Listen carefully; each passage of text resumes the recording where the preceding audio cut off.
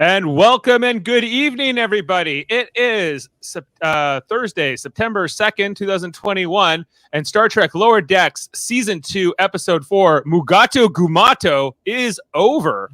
But we're just getting started here on Live Long and Podcast. I'm Dave Mader, coming at you with Star Trek TV and movie reviews, joined with a fantastic panel tonight to break down the latest episode of Lower Decks here as we're streaming on Facebook, YouTube, and Twitch, all here in real time.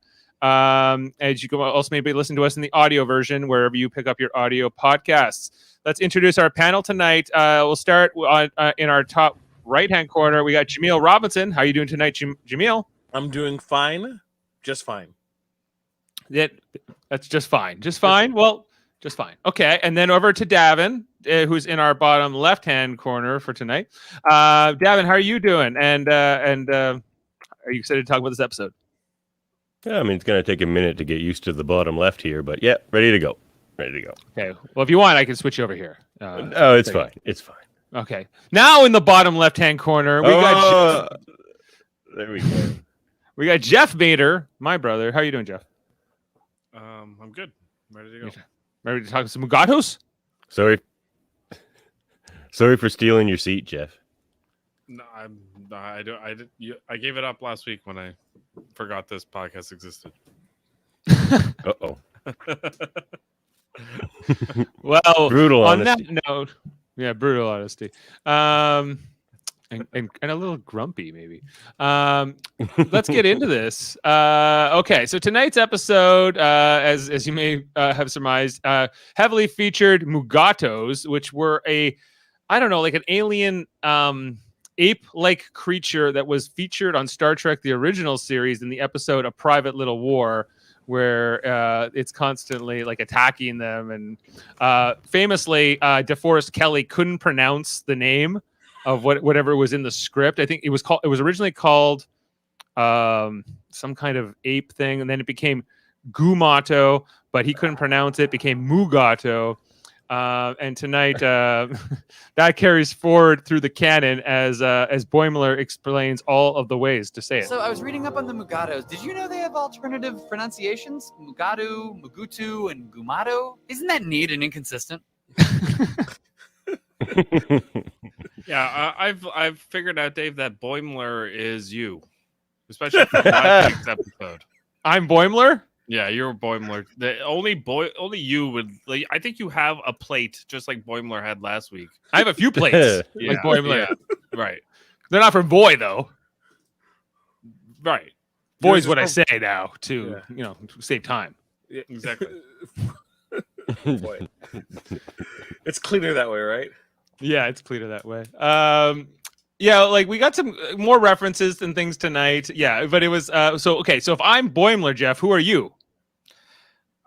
I don't have to be anybody. I just He's Shax, obviously. I'm Shax. Yeah, You're Shax. Okay. he's my favorite character. Okay. Who wants to be Tendi? Give him Teddy. All right. So Jaemeel wants to be Tendi. That leaves you as Rutherford, Davan, I guess. So we're all the four of us are here. We start off tonight with Vulcan implant. Well, and speaking of some of the references, like the cold open tonight for this episode featured some Ambo Jitsu from Star Trek: The Next Generation's, I think, first season or second season. I can't quite remember, but I think it was the second season because Pulaski had to be there because it featured Kyle Riker, the father of William Riker, who we never saw after that episode. But they went into some friendly Ambo Jitsu, which is a sport where you cover up your eyes and you bludgeon each other with posts or whatever with things. Nothing like some friendly Ambo Jitsu to work up a sweat. Yeah. Did you guys like this? Yes. Mastery of Ambo Jitsu runs in the Riker family. You think Must Boimler, be a after family being sport. so close to Riker for so long, would have picked up a couple of tricks? Yeah, you think? It doesn't Seriously. seem like so. Maybe his transporter duplicate will be schooled in the ways of the Ambujitsu in time, but this version of Boimler, William? not William Boimler. Don't forget about William Boimler. I have seen like reviews online of this show from the negative point of view where people go, well, this is always the female characters are always dominating the male characters, and this scene is kind of like it kind of proves that or whatever. But like I always enjoy it, but some people, I think don't, so but that's fine. Why do you think they don't enjoy it? Oh, because they think they're, hey, Jaemeel. Oh, Jaemeel, why do you think they don't enjoy it? Well, they're so insecure about their masculinity that anything that might threaten it is automatically dangerous and needs to be called out as subverse. Right. That's often the response. Yeah. And I don't disagree with you. It stands out to them too, but I think it stands out to them because the reverse used to be the case, which of course no one had a problem with. Yeah, because we see this in a few things, but yeah, there's been a lot of outrage over different things in writing and television writing over the years, like the recent years, I guess, where like if there's a female character that's presented as strong or capable or whatever, a lot of fanboys go, "This is stupid. Why? That's not realistic. Women suck, I guess, or whatever the hell their issue is." Or they usually the argument is this isn't realistic. Yeah. Don't you know women can't do ombujitsu? Right. I like the original series. Yeah. When Uhura was always afraid. Yeah. I'm frightened. Captain, what do I do? Yeah, well, that was very true in the original and series. Troy's always like, I sense something's wrong. She has to look like she's constipated. Captain, we should get out of here now. So we got some. So initially they get like a couple. It's 2 versus 1. So Rutherford and Boimler versus Mariner, and they get like a knock in, and they get some blood, draw some blood here, and she just goes crazy on them. She just goes wild, and she knocks off their face mask. She's, I'm gonna get a workout now, and that's kind of like where we go from credits, where those two are just like licking their wounds, I guess. So a little bit of energy to get started here. It ties a little bit into the plot, which is all about whether or not Mariner is a secret spy, which we hear from the bartender. This bartender who loves gossip. Otis the bartender, is that his name? Yeah, Otis. I only pulled one clip from him. Keep your pips on, Billet. I knew you would love that. Keep your pips on, Billet. Hanging out with her. Always. What was that accent that we were getting tonight? I don't know. Like where that was. They're minor. You know what it sounded like, and I kid you not, that's a Lunenburg accent.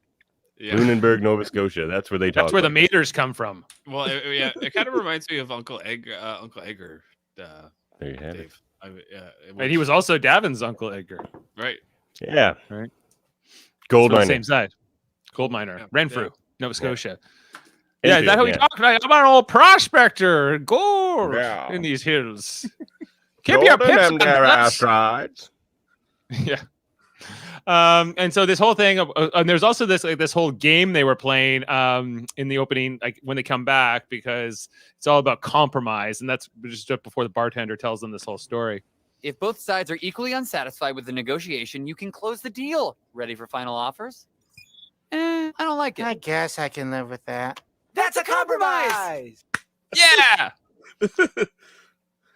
I like it. I liked it a I lot. liked it. I thought it was fun. I thought that came shot to the list. That came shot to the top of my list of Star Trek board games that you I want to play. I thought it was like Potus play or something they were playing at first, or something maybe that too. we would. I don't think it was. I think it was new, whatever that was. Yeah, it was called Diplomat. Diplomat. Yeah. Game Diplomat. But this, so like just this, I like when the bartender though, like when he's explaining like, oh, she's Black Ops, she is. And they go, why would she be friends with us? She goes, that's her cover, be with the 2 softest guys on the ship. You're 2-ply, bro. Yeah. Wait, so if I'm Boimler, I'm one of the softest guys. Or 4-ply. Yeah. That's not fair, because we come to find out the softest guy on the ship is Stevens. We come to find out later in this episode. Yeah, he's hip. Emergency transport. Emergency transport. And it turns out Stevens is voiced by Ben Rogers, who wrote this episode. Oh, wow. Yeah. So there you go. Stevens. which I think I do still have. Me and some Ransom from- are like best friends. Oh yeah.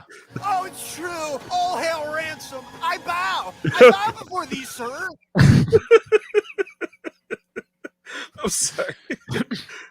Yeah. So okay. So that's like the main plot is like there's this Mugato mission. They're endangered. They're going to this planet to relocate it because it's not indigenous to this planet and they're dangerous. And we tonight we got like some explanations from Shax, who I thought had some of the best lines in tonight's episode, where he was explaining the Mugatos. No weapons. These Mugutus are endangered, and their genitals are sensitive to phaser fire. Oh my gosh. He's such a good character. He's so good. I love him at the beginning when Mariners kick the crap out of them, and he just walks in. He's like, "Oh, don't mind me. You got 10 more minutes." Fresh, tangy. Wouldn't even help his baby bear. Yeah. Just how I like it. Backs against the wall. Yeah. So he's at the very forefront of like this, along with like I guess Mariner and Boimler and Rutherford. They're all in this storyline.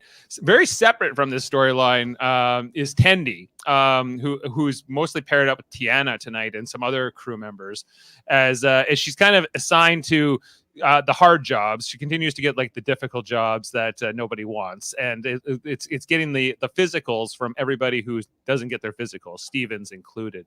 And so I don't know, like this storyline was boring me for the first part, for the beginning, and then it got good for me when I guess it came down to Tiana. That Tiana was the final.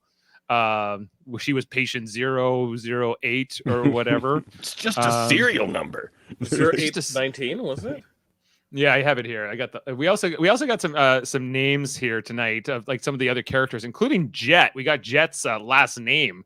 That's pretty. Oh, I missed that. Where's that? As you can see here, so a couple of the people on the list, I don't recognize all of them, but Lieutenant Commander Steve Stevens, as we mentioned, and Jet, that's his first name. It turns out his last name is Manhaver, or is it Manhaver? Monhover. All right. And Tendi would have, or sorry, Dr. Tiana would have been patient 08.019, as it turns out. I was right.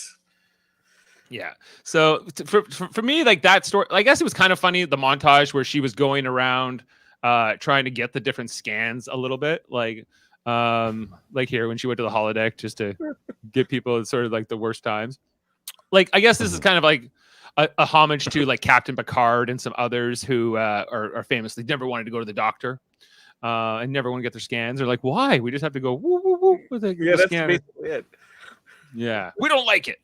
But for me, when it turns out that Tiana tonight is is that one, and then she turns into like cat mode and she starts running around the ship as a cat, that is the best thing ever for me, because I'm like, it's so ridiculous. Tiana.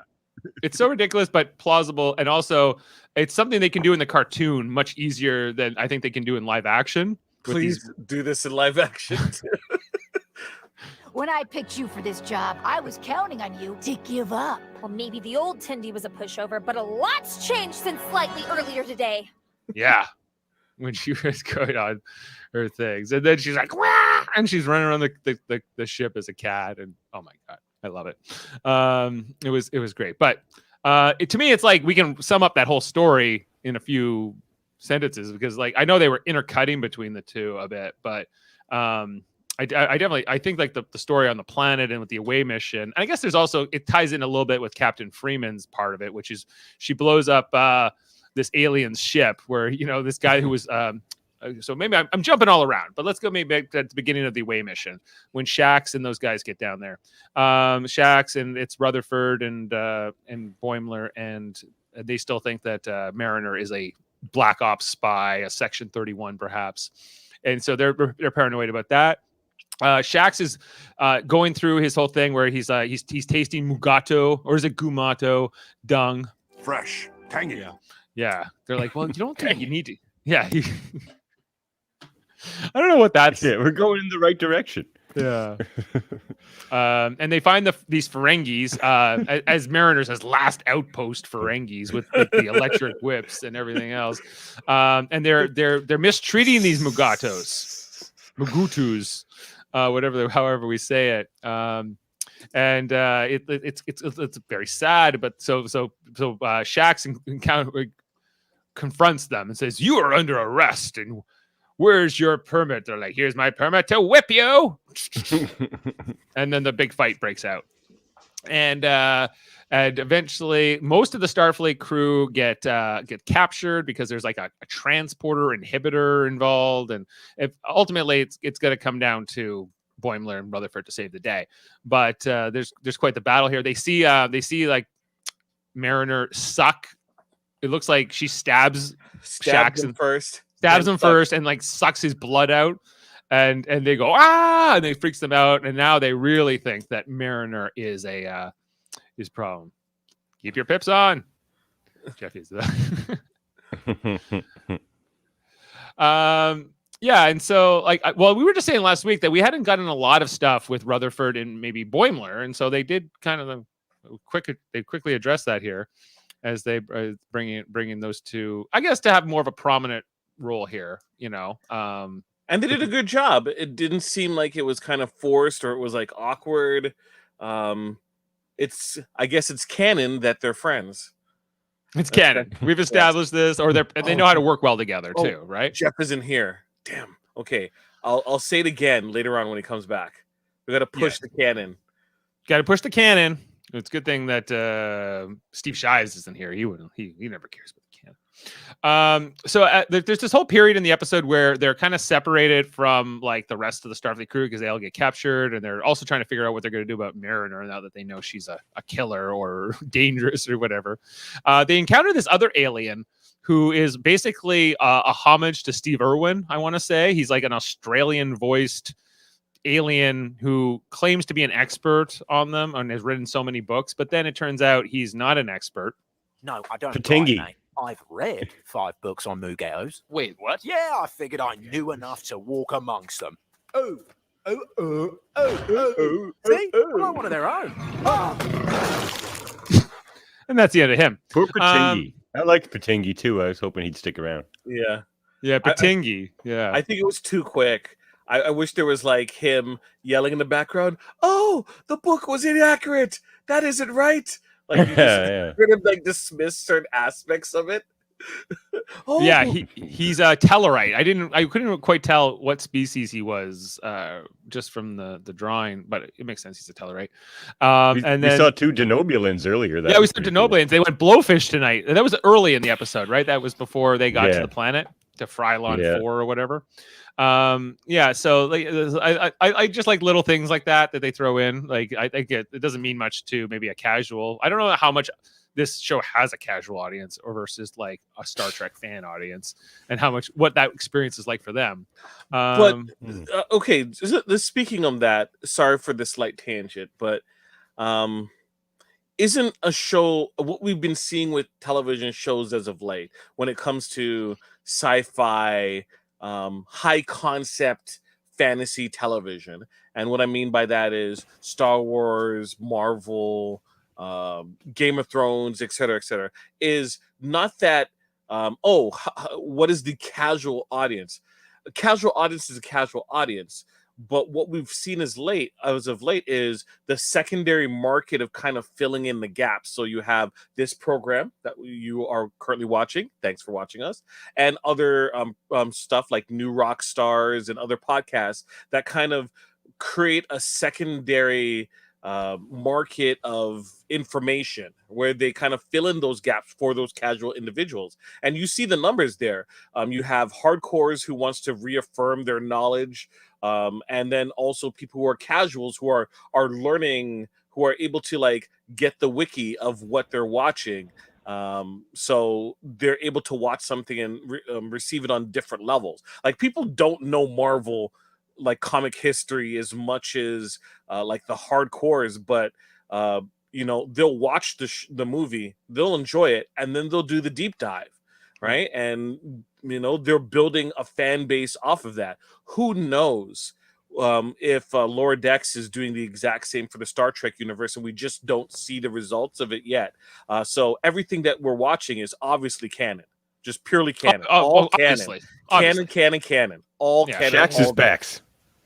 Shax is back for that. He came out in the Black Mountain, Jeff. That's canon. Shax is. Shax is canon. Shax is canon. There's a real Shax somewhere. He is the most legitimate like Bajoran hunter or like freedom fighter I've seen in Star Trek. You can buy. He was in the Resistance. I can buy it.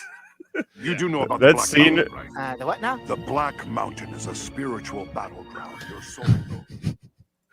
That scene where they're on the planet and he's like eating the Mugato poop and everything.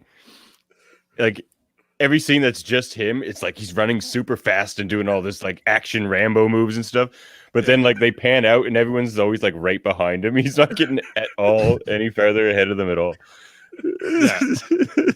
Great. Fresh, He's so great because he's so over the top and dude, you can't help but love him. Like he's just he's like, you know, yeah, he's like your friend's dad that is so ridiculous that he goes over the top to like fix a light bulb. Like that like that's who he is, and that's why I think he's hilarious. Doesn't do anything small. No. You know? And he's apparently in a relationship with Tiana. Yes. Ooh, I noticed that as well. Latent effect, so I'll need to check on you later. In your quarters. I just got my physical. I could heal you all night. Right that doesn't disturb you to picture. I don't know what will, you know. Especially after she was running around cat style tonight. Did Shax always have a gray eyeball? Or was that, Yeah. I think he always had that scar over his eye, yeah. No, but now he has a gray eye. He's kind of like got the Nick Fury eye. Yeah, and there was a point in this episode tonight where he had two black eyes. I think it was just a mistake because it went right back. But I was like, I was just wondering if that's if that was from before or if that was because he came back in the last episode, which was I think he always had that. I'm pretty sure. We can check it out, but yeah. But sorry, I was trying to think of where while they are after like the whole thing where the away team gets captured, there's that whole part where Boimler and Rutherford, after the whole Steve Irwin guy gets killed, the Steve Irwin Tellarite, then they run into the Mugatos having sex, because they're trying to hide from them because they're like, and then they're the one that likes to watch. No, I think he likes to watch.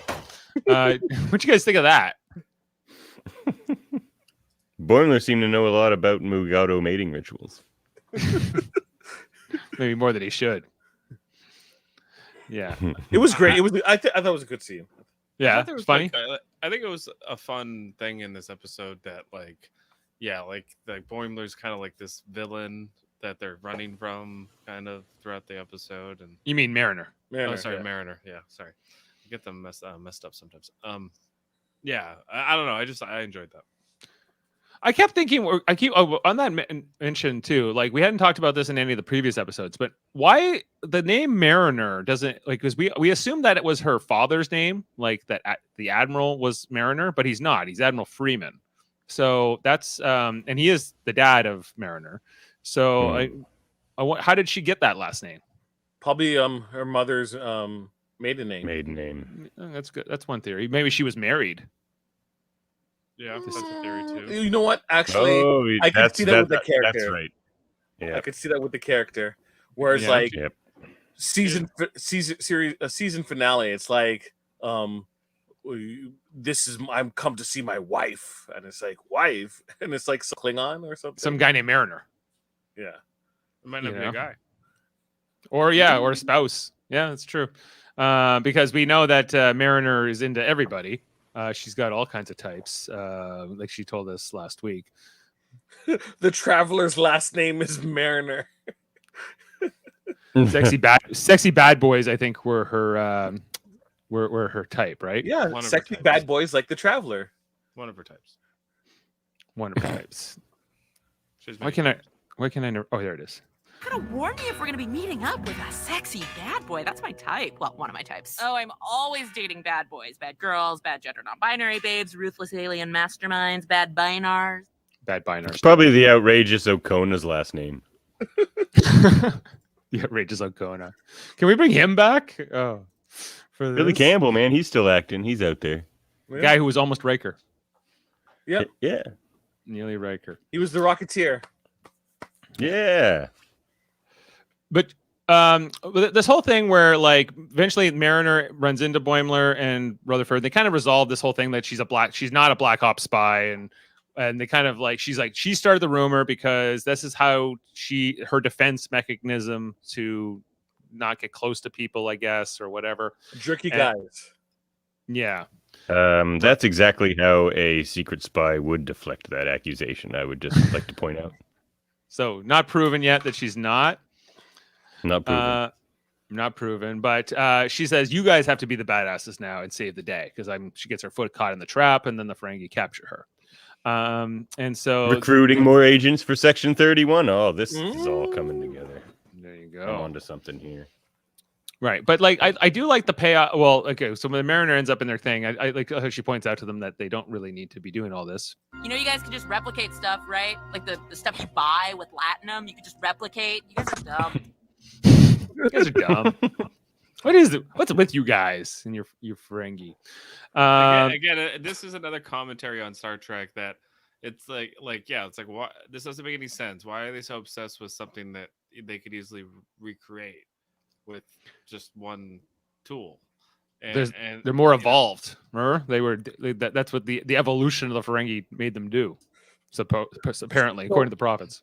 Okay, so I disagree with Mariner's assessment because it isn't. Yes, they could replicate almost anything, but at the same time, there's going to be a market for individuals who are willing to pay for the authentic version, right? You can replicate a guitar, but I bet you can sell a tree getting cut down, like made out of wood, polished and made by hand guitar, right? A lot more expensive than just a replicated guitar.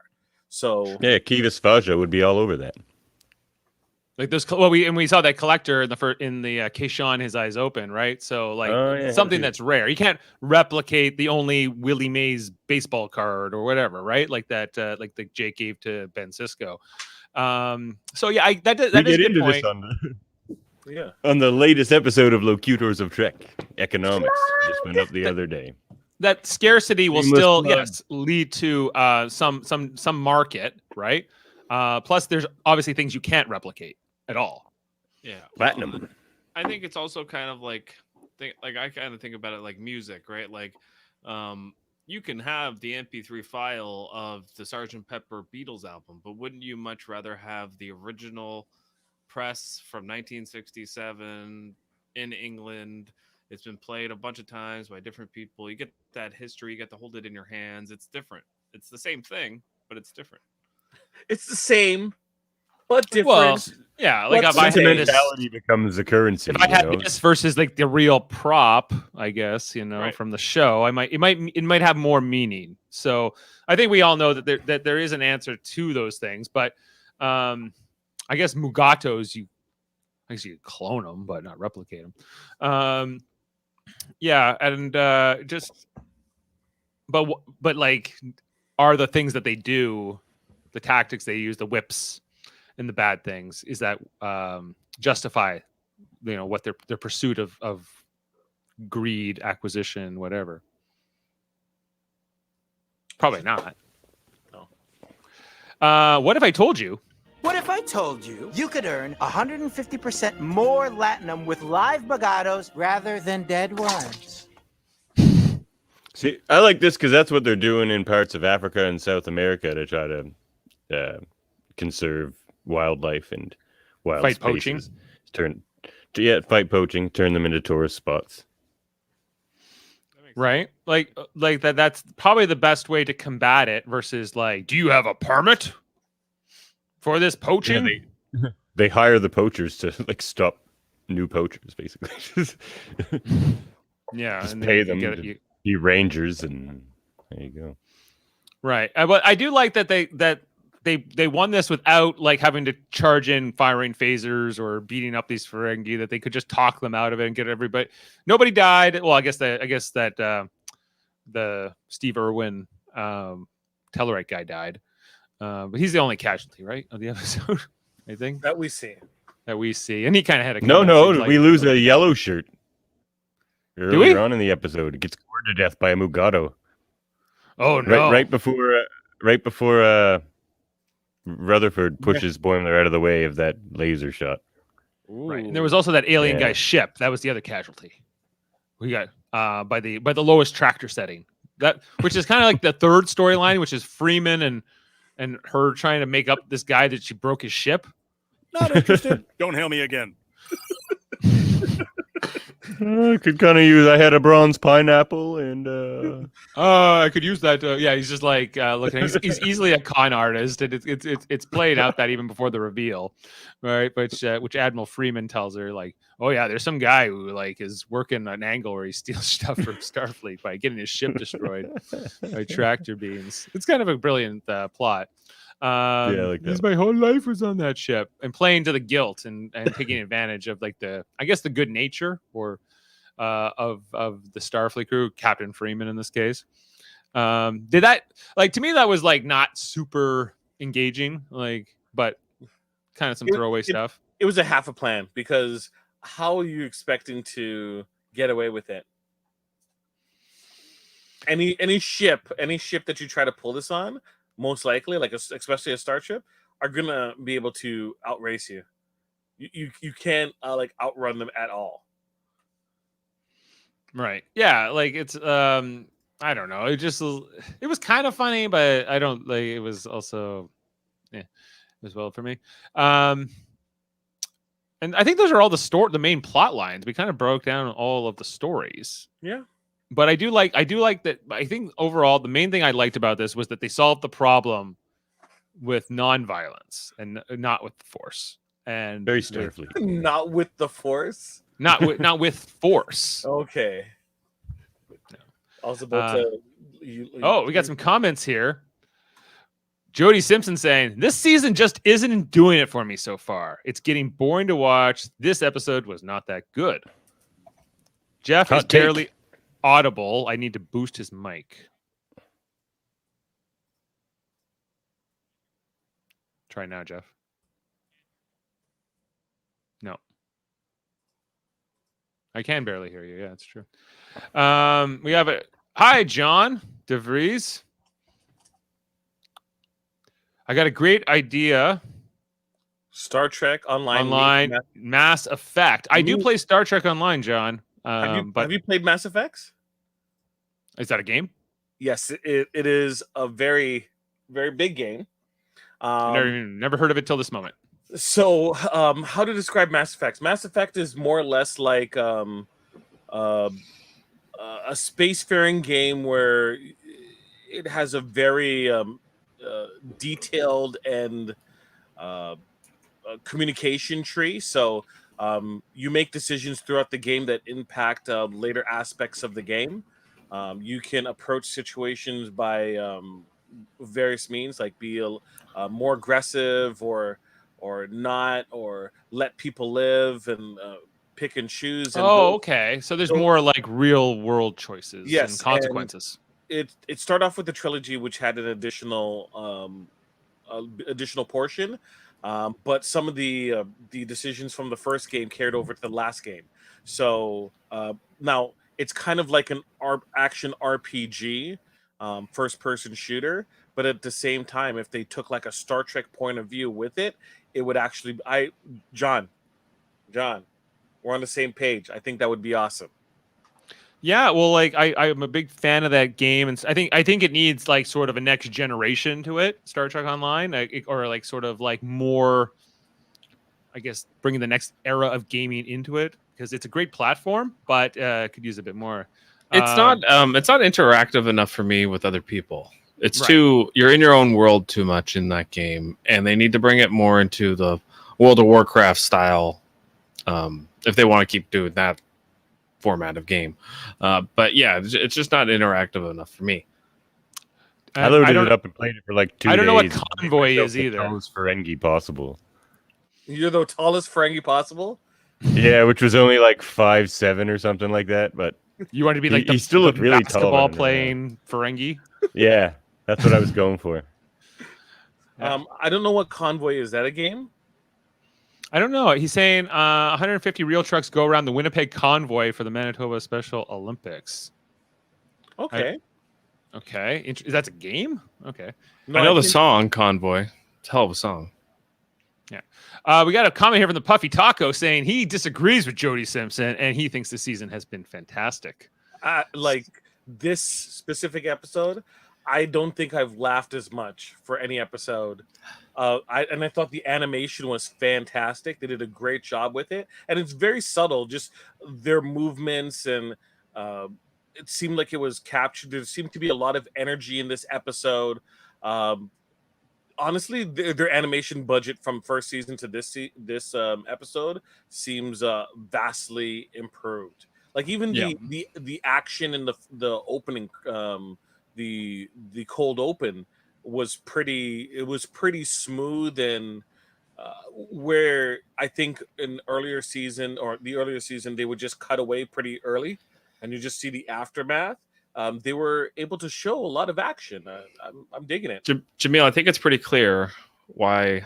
I think for me, last episode was even better than this episode, but it's pretty clear why. Right here, I think that's the guy right there. Oh, oh really? Yeah, he needs some of that Puffy Taco, Puffy. Yeah, okay. Well, like I don't know, like it either the jokes are going to land for you or not. I think a lot of the time, I think with a lot of fans, Jeff, I'm looking at you, have sometimes a problem is you feel like sometimes they're making fun of Star Trek with this stuff, right? Oh no, I don't have a problem with that at all. Or is it just not funny? Yeah, sometimes it's just not funny, and I just don't laugh, and I don't have a problem with it. It's just if other people laugh, then that's great. But it's not purely yucks either, right? I think. All right, here's my thing about what I think they did really well last episode is they understood that. I think they're listening to our podcast. Number one, number two, all right, the whole thing, Tendi and Mariner last episode, where they put them together and they're like, we've never been together. It's just like, yeah, we've mentioned it. Like literally it was like 13 episodes in a row. And we're like, why are the same people always together? You know? So they did that. They brought Shax back from the dead. And then they had a lot of fun with that. With the whole montage last week where he was like, he was a Borg and he was in a circle and they were all freaking. I love that. Like, I don't know. I just gravitate towards certain characters more than others. Sometimes I get a little bored. I feels like a little stale sometimes when it's the Mariner show every week. I don't like that, you know. And it hasn't really been right. It's like it's like they are paying attention to what their show is. They took a step back and they're like, "Hey, this isn't just Mariner's story, right? Even though technically she's the lead, we have other characters and we should investigate."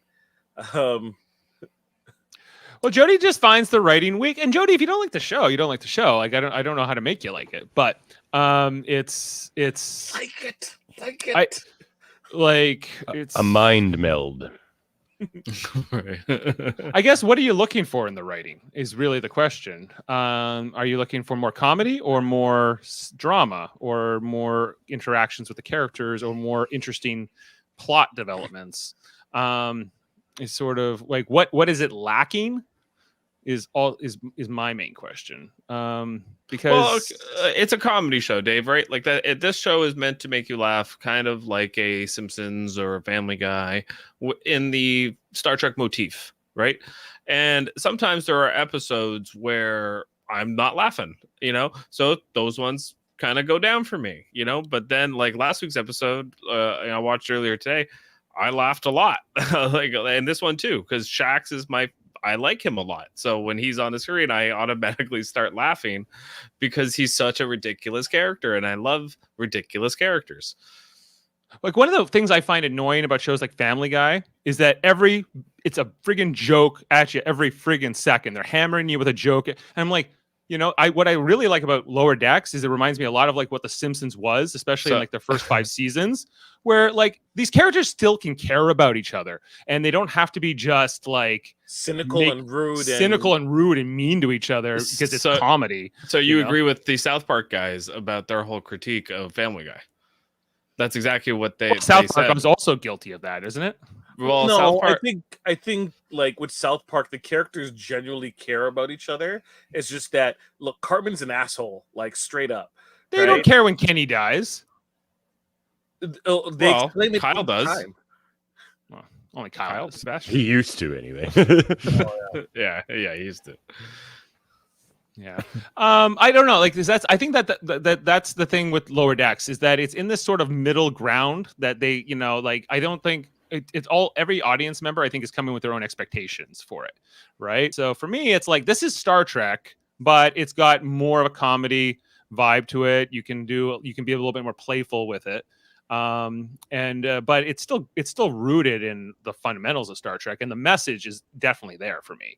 Like, you know, that you can solve problems without violence, that you can expand your understanding, that teamwork and being there for people and being reliable is the most important things. The show definitely has values. I think I want to push back a bit against that a bit, Dave, because I think this Star Trek show is trying to turn Star Trek on its head, and is trying to say like, actually what Star Trek pretends to be in live action is not really realistic, and that violence is like even in the episode tonight we had like Mariner kicking the crap out of Rutherford and Boimler. Like they wouldn't do that in any other Star Trek show we've watched. Like we're like literally knocking teeth out, and it's like overly violent, and like they wouldn't do that in a live action Star Trek, and now they can because it's a cartoon and it's meant to make you laugh. You know, which I'm for, you know, because this is a comedy show. It's not a serious canon show.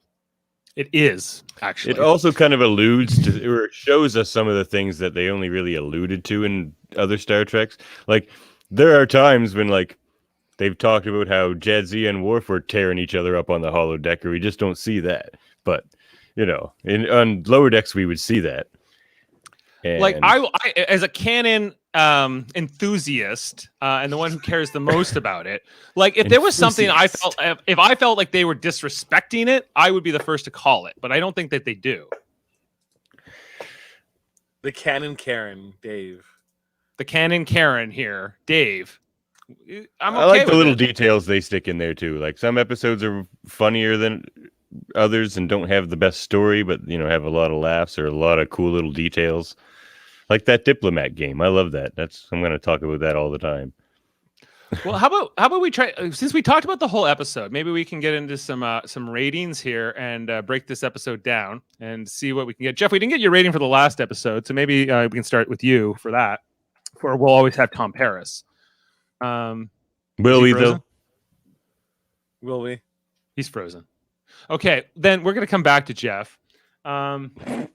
And let's go to Jaemeel first. Jaemeel, how about your rating for tonight? 9.0. 9.0. Okay, we got it. Okay, Davan. Oh, what did I put on the last one there? You had an 8.5 last week. 8.7. Yes. 0.7. Okay. Yeah, like like the Freeman storyline was kind of blah, and the Tendi thing was half good. So from that perspective, I think I'm in like the 8s, you know, but like it's I'll give it 8.5. That's where I'm going. Okay. You know, pretty good. And when Jeff, I'm sure we'll be back in a moment. Just to this, it had a 7.1 as of like a couple hours ago. Of course, it only dropped today on CBS, or sorry, I guess it would be Paramount Plus now, not CBS All Access. And it will actually air tonight on CTV Sci-Fi Channel in Canada. As mentioned, written by Ben Rogers, and who is the voice of Steve Stevens, which is one of my favorite names. And the whole thing too is we never know what we're looking ahead to, which is good, I think. Yeah, Jody's saying the nods are great, but it's the stories that are boring me. I like slice of life stuff. It doesn't need to be this grandiose situation occurring every episode. Because I assume that Starfleet life isn't this grand adventure. It's not like was it a Riker ship where it's action all the time, action and battles. Yeah, punch me a hole, punching. All right, he's back. Let's get Jeff. Jeff, are you with us? Yeah, can you hear me? Yeah, we can hear you. Okay. So we were asking if we could get your rating for last week's episode. We'll always have Tom Paris. Yeah, you guys are probably going to be surprised, but I'm giving that one a 10. Wow. Oh, wow. Is it Really for the likes Tom Paris. No, I like Shax is my guy, and that yeah. it was the return of Shax, and everything with him made me laugh, and I enjoyed the hell out of that episode. Yeah, I was gonna play it for you just earlier with the Shax like giving all his versions of what happened to him. Sorry, I had it too. It's always hard to find it a week later. That place did take a lot out of me, but not my killer serve. And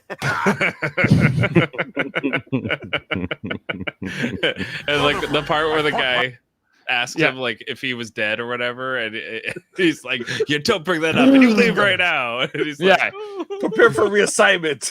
Like, petty officer. Oh yeah, it's like, oh, Shax is back? Didn't you die? How the heck did you come back to life? all right.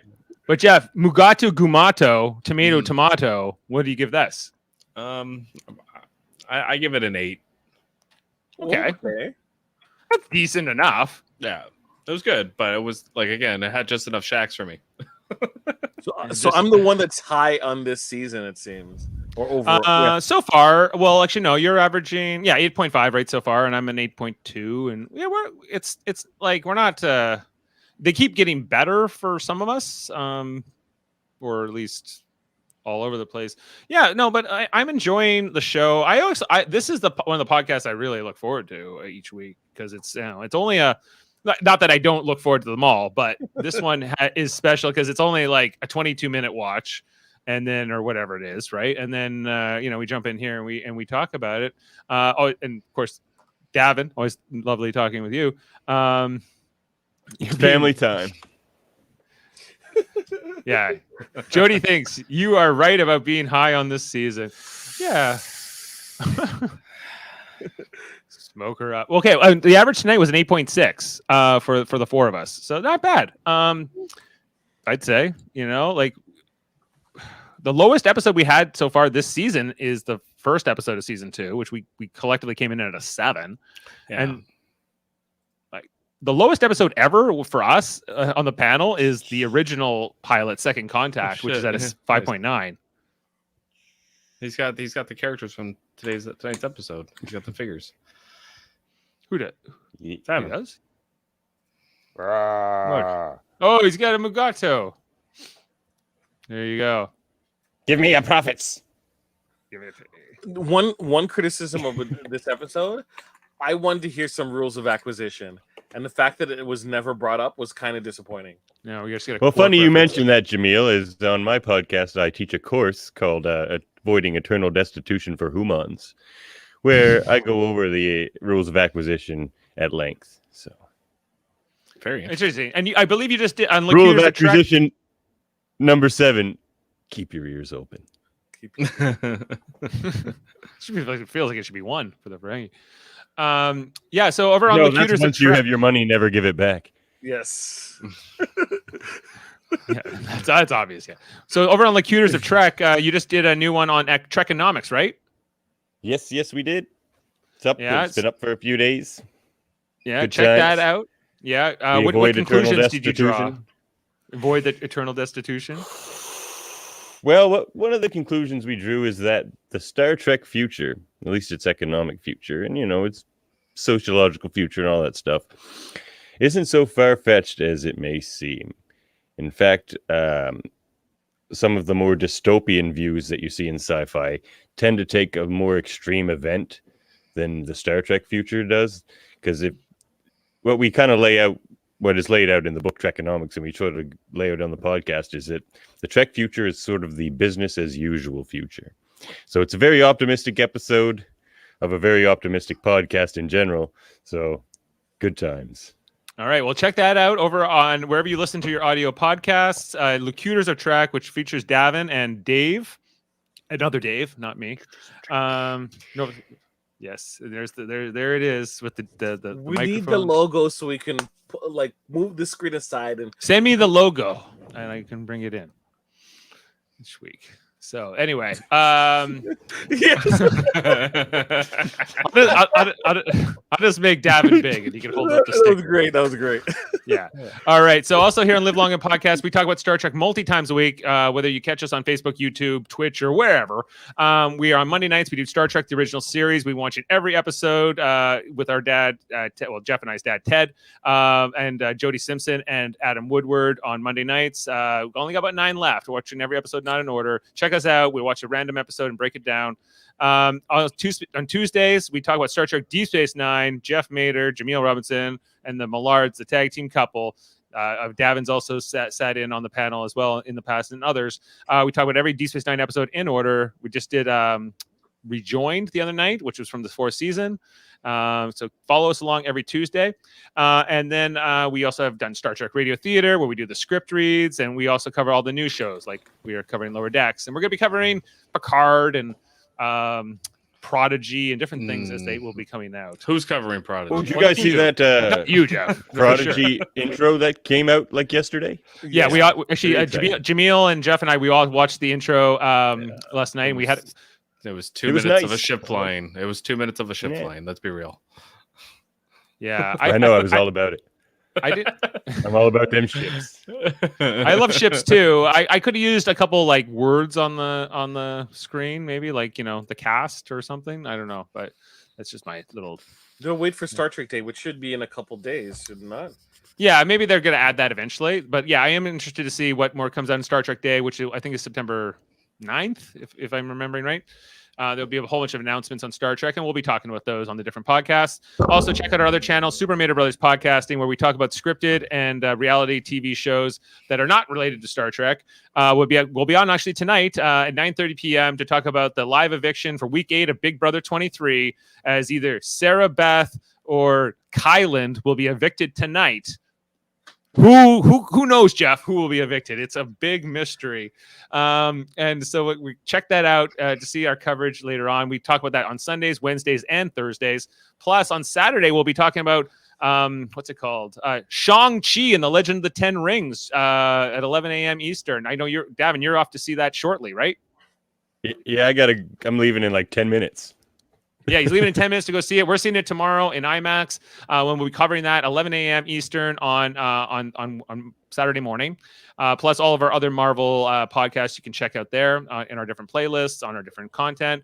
And also we have Trivial Debates, our monthly channel where we argue about movies, TV, sports, and more in a game show format. Just had our August edition with Jaemeel Robinson hosting and the Seymour brothers and Mott competing.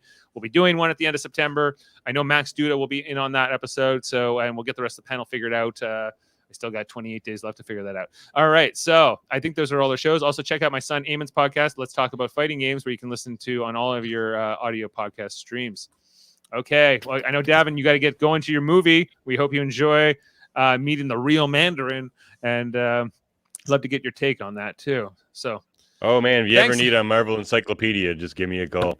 All right. Well, it's good to know. Good to know that that's one of your things. So, all right. Thanks for joining us tonight. For Mugato Gumato, we gave it an 8.6 out of 10, and we'll be back next week to talk about episode 5 of season 2. Until then, have a good one. And give me 20 cc's of space, all right? Now that's confidence. You really showed me something today, kid. Thank you, Doctor. But this isn't your patient, so get the fuck out of our way.